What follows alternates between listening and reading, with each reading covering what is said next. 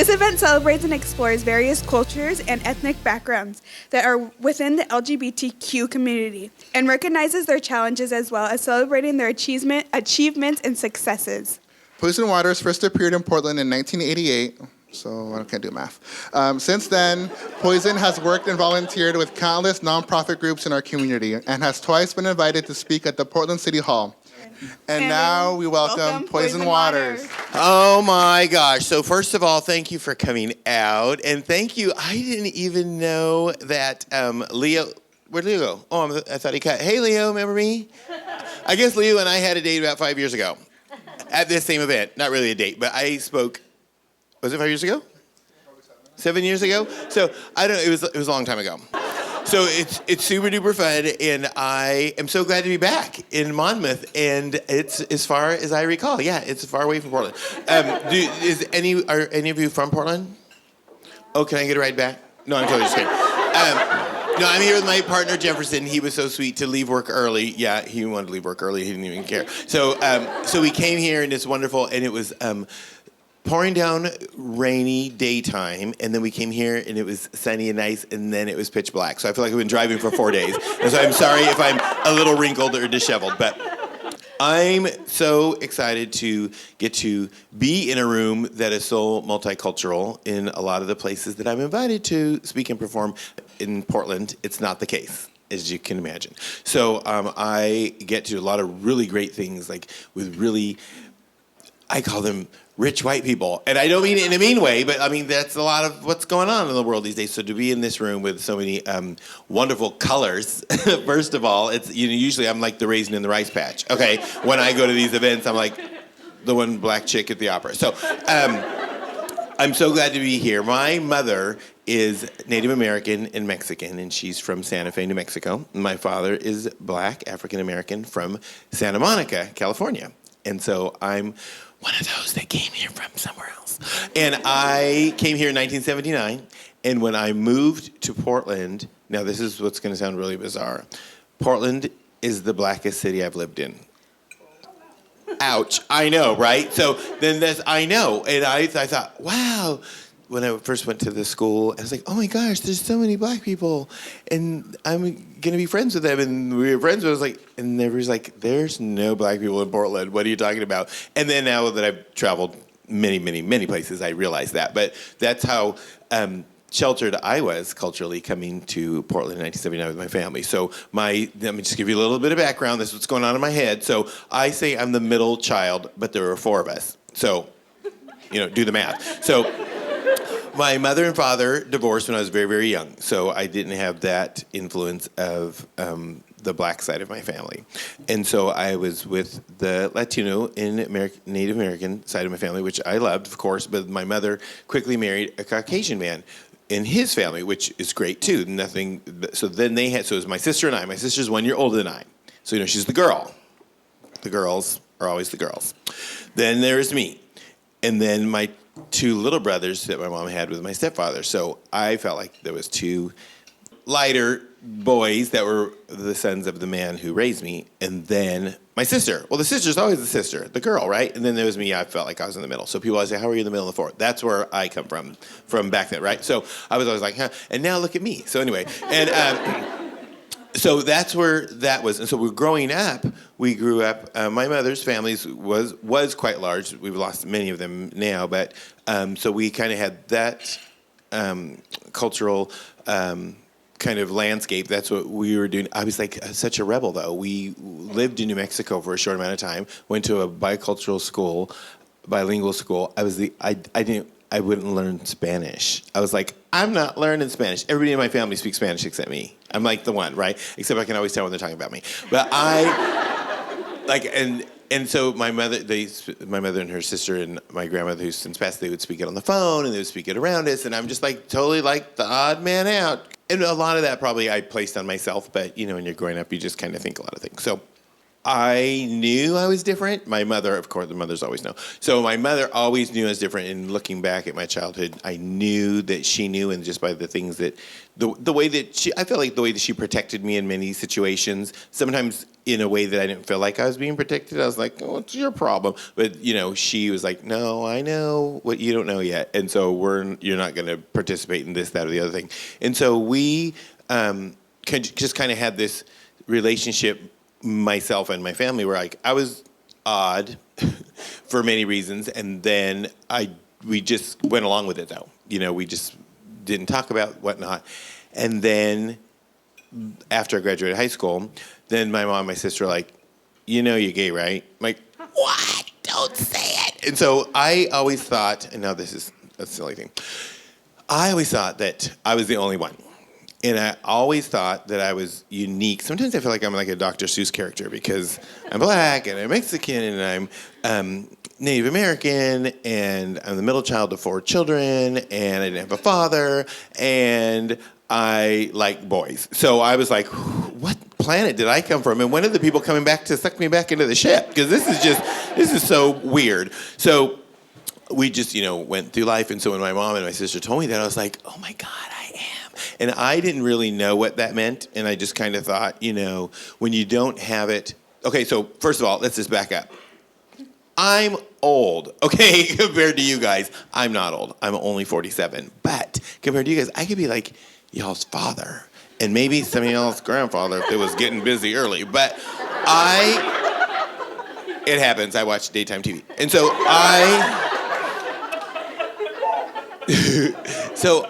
I kind of, back then, like nowadays, and I talk to so many young people, and I just love that there's just so many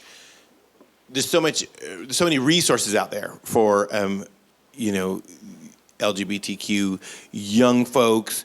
There's so much out there in Portland now for children of color from even grade school age, just to, kind of help guide their way through life as a child of color or as a child in the LGBTQ community or both, and so that is so fantastic. But let me remind you, none of that was there.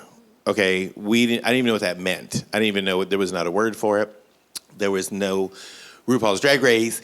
There wasn't even cable TV. Okay, and we did not have all this stuff. And so now it's just everywhere, and it's so mainstream, and it's so fantastic. And that's kind of fast forwarding to today. One of the best things about my life, I feel, is I get to be at Darcel's, which I don't know if you guys know what Darcel's is. It's the longest running drag show in the whole United States. Darcel's 85. He's way older than me. And so we do a show there, and it's a drag show, and it's been there for like 50 something. I don't know how long. For way before me, way before I was born. The one thing in my story that was before I was born. And so we cater to really anybody that walks in the door. The majority of the people that come into our club are out-of-town people, straight people, like bachelorettes and travelers and birthdays. It's kind of like a Farrell's, but with better entertainment. And so do you guys even know what Farrell's is? You're just kids. Okay. Well, I mean, young adults. I apologize. So I feel like we just get to like be who we are in front of so many people, whereas going back to where I was saying from, I just wanted to be invisible. I just felt like I was invisible, even if sometimes I wanted to, but sometimes they were like, somebody pay attention to me. But then when they did, I kind of got the wrong attention. You know what I mean? Like, So I just am so pleased that nowadays young folks don't have to go through what we did back when we were. So back to 1986, I graduated high school, and I didn't even know that I was gay. I knew I was kind of feeling weird some way. There was no words for it. Well, thank God I found this place. I went to this college. I met these people from Gresham High School. I don't even know where that was, but I know, right? How embarrassing. And so I met these people, and they said, "Oh, let's go to the city." Well, I thought they meant like downtown Portland, and I grew up in Park Rose, which is kind of like East County-ish, and so there's not. Oh yeah, go Broncos. And so. Oh yeah, I went to the old school, not the one that got knocked down and rebuilt for the nice one. So yeah, so like Yeah, so we're not really go Broncos, okay? Because I'm like in the onion fields or across the street. So anyway, they said let's go to the city, and I'm like, okay, we're going downtown. I didn't even know what that was, and so the city was a nightclub, and it was so fancy as far as I'm concerned. I felt like I was like in New York or like Berlin or something, and having not been to either of those places, I didn't even know what I thought I knew, right? So we went there, and it's dark, and it's a low ceiling, and it smells like the most fabulous, grossest combination, and the people there, like I was like, it's the 80s. It was, we were preppy back then. But these people had like spiked mohawks and multicolors and leathers and studs, and that was the new wave punk rock era that you guys probably read about in your history books. And the most exciting thing was that there was boys dancing with boys and girls dancing with girls, and I saw two boys kiss, and I swear I almost fainted. But I was so intrigued, I had to stay awake. And so it was super duper cool. And so that's where I was like, oh my gosh. So when people say like, where are you from? Or, where do you come from? Or where did you find out who you were? Where did you come into your own self? I always say now this is where we get a little science. I say that I feel like you're from wherever you went through puberty. Does that sound weird? Because that's where you really become the person that you are today.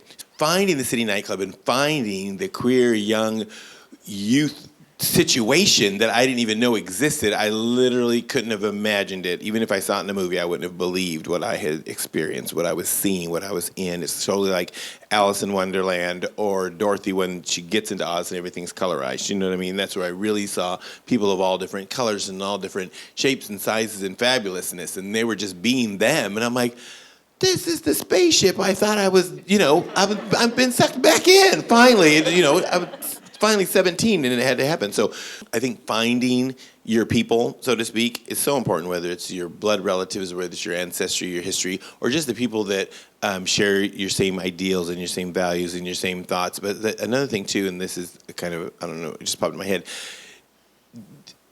I've grown more from bonding with people that we share those things, but that we challenge each other. If you don't argue with your friends, you get different friends. You know what I mean? Because it's all fun to have somebody that's always like, no. And you have to have friends that tell you, girl, green. But don't tell me because this is my color. But we all need that, okay? And so that's just one of the little pearls of wisdom I'm just gonna throw out there for free. So let's see, where was I? Okay, so people, the first time somebody said that the word lifestyle doesn't bother me. When people say, oh, you chose a lifestyle, well, then that bothers me. But if you say, oh, you're living this lifestyle, nowadays, like, yeah, that's the style of my life. I mean, my life is, me 24/7. Well, the first time somebody said that drag was my lifestyle, I was like, no, it's not. That's crazy because I put this on like a costume and I take it off. It's like my uniform at McDonald's. But it smells better at the end of the night. And so that's not what I meant, but whatever. And so I have always, been identified as a man and worked as a day job as a man, and then I put on my drag and do what I do in drag, and then I take it off, and then I go to bed as a man and go to sleep as a man. And so to me, when somebody said that drag was my lifestyle, I was kind of offended. Not that there's anything wrong that somebody that lives in drag, and now don't get me started on all the terminology of there are so many different things. And I meant to do my disclaimer at the beginning. Can you rewind the tape? We'll start all over. No, I'm just kidding. Everything that I'm talking about is, I can only speak for me, and I'm sure a lot of the folks in this room, the black girls, you say something, and everybody's like, think you're speaking for all the black girls, or if you're the Asian guy, you're speaking for all the Asian guys. And I don't know if that happens. That happens to me. Anything I say, people are like, oh, so all the drag queens? Like, no, I said me, or the Latino community and the American Indian community. Everything I speak, and as I was growing up, I found that a lot, like all of a sudden, because I was the loudmouth. That I was making a blanket statement for everyone, and I'm not. I'm only making statements for myself, and everything I say, I stand behind. Unless we delete the tape and say I never said it. Okay, so for me, I'm a drag queen. I mean, people say female impersonator. They can be whatever they want. For me, I'm just a drag queen. And I say just because it's me. I put it on and I take it off. It's just a drag queen. It's a part of who I am. But I for some reason, as a teenager, I was offended by somebody saying a drag queen lifestyle. But now, all these years later, sometimes I'm in drag more often than I'm not. You know what I mean? Because it's so busy, and thank goodness that people want to experience poison waters and what I could bring to any event. So now I embrace it. And there's somebody says like, well, what is your lifestyle? Well, I'm a gay man. I am a black man, I'm a Mexican man, I'm an American Indian man, I'm all these things, and I'm also a drag queen on top of it all. And that's, to me, the cherry on the cake. Nowadays, I'm like, yeah, so I put it all together. And so I think I was so concerned with just being one thing. Like, it was just easier to be like, I'm black. You know, like the little box on forms. Holy guacamole. I'm not on that form. Okay, I'm just not. I have to like, and they always say you can only check one. Why can't you? Why do you only have to check one? Because I'd be like, it's Wednesday. Okay. So it's just like, and so I was just brought up that way. And so now to just be like, I am all the boxes. I'm the whole, I could be whatever, and I just love that about me. And I just love that I get to see so many young people now also embrace that, which 30 years earlier than I did in their life. So I just love that part. And so now that I get to do whatever I want and say whatever I want and be whoever I want, it's literally, it's so Oprah. It's so, it's like the authentic me, I'm living my best life, so she says, whatever, but she didn't give me a car. So it's like the happiest, the most fulfilled I am in my life is where I am now. And I remember being your guys' age going, I want it, I want this, I want that, I want, prosperity, and I want a relationship, and I want this living situation, and I want this. And, I was like 18, and I really thought, oh my gosh, if I don't get it next year, I'm just going to die. It's going to be the worst life I've ever had. And it just goes by so quickly. Like now, I'm the closest I've ever been to total fulfillment that I've ever been in my whole life. And if somebody told me when I was your age that, when you're 47, it's all going to click. Oh my gosh, shut the front door. That just seemed like so far away, but it's not. And all the things, like I go back, and all the things that I've gotten to do, and all the things that challenge me, and the people that challenge me, that's who brought me to where I am right today, to be this fulfilled and to be this, happy. Every day is the new day. Every day is like, it's happening now. This is it. And I remember wasting so many years like planning and when. Well, meanwhile, the whole life, was passing me by. What do they say about life? Real life is what happens when you're making plans, whatever. And sometimes I myself, who am globe-trotting constantly, let me tell you, sometimes I have to remember, oh my gosh, calm down and just look. Oh yeah, the flowers are blooming. It's February. Global warming, great. These important things that you have to pay attention to. So, wait, are you all registered to vote? Okay, don't get me started. Okay, there's something that happened last year in Portland's Pride, and so obviously you guys have heard the term homophobia, and most of you probably heard the term transphobia, right? So being a drag queen and being a gay man, I don't identify as trans. And so there are times when people confuse the two, whether they're within our community, believe it or not, or most often outside. And so I think when you're like educating somebody kindly and politely and saying, no, I'm a drag queen, I'm not trans, and I'm not, this, that, the other thing, then people think that that's me being transphobic, which I don't believe it to be. If you are not identifying with something and you're letting somebody know that you're not, to me that doesn't make it transphobic. That would be like saying you're gay if you're not gay. You know what I mean? So the transgender community is, I feel like people in and out of our community, I feel like there's this perceived notion that the drag community and the trans community don't get along, and I don't understand that.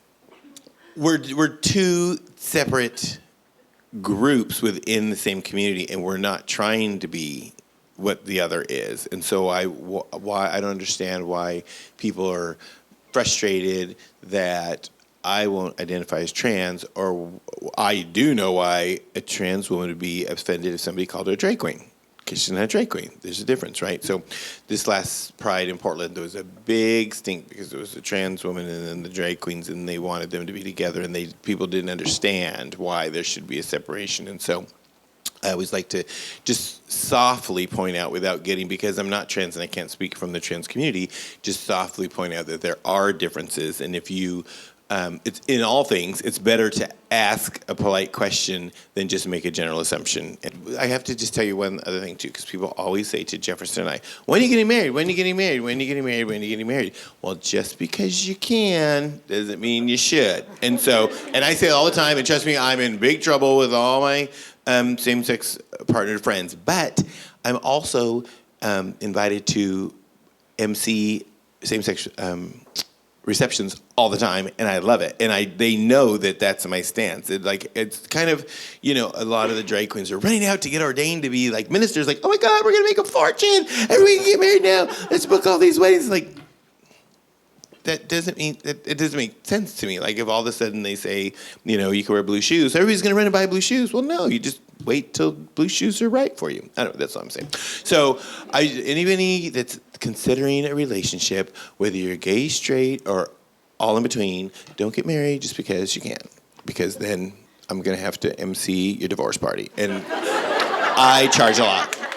And no, I totally will. Okay, so I'm kind of all over the place because that's just how I roll. I don't really do a script, and I kind of just go all over the place. And so I'm so excited to be a black man in a dress. Okay, and that's just, it's in the 80s, 70s, 80s, that would have been a terrible place to be for me.